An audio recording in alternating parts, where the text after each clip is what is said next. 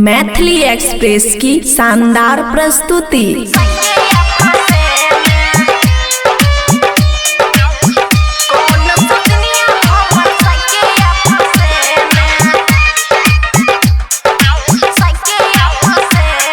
खुशी recording studio बलुआहा।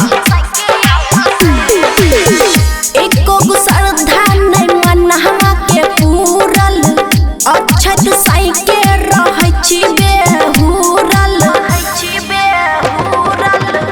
एको गुसरधा नहीं मनहवा के पूरल, अक्षत साइके रहै छी बेहुरल।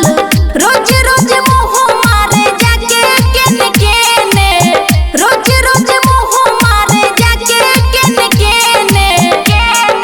सखी गे कौन सकनिया हमर साइके या फसेने, कौन गछन रो हमर साइके या फसेने।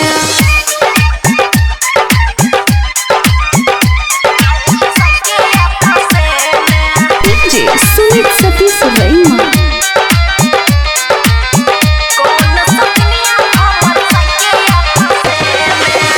केतबो रहै छी हम सज धैज के, तहियो न रुपया रहैया हमर भेज गे।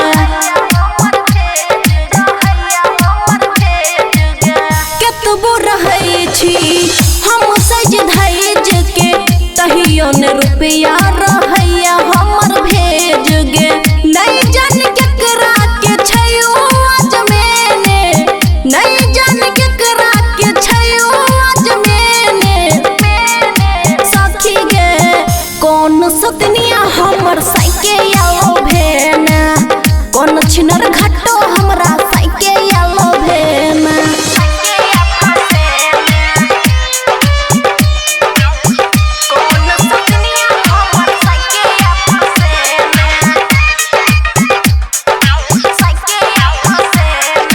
खुशी रिकॉर्डिंग स्टूडियो बलुआहा। बबुआ राहुल बिना खेत या परती, पानी के कमी से सूखल जाय छै धरती।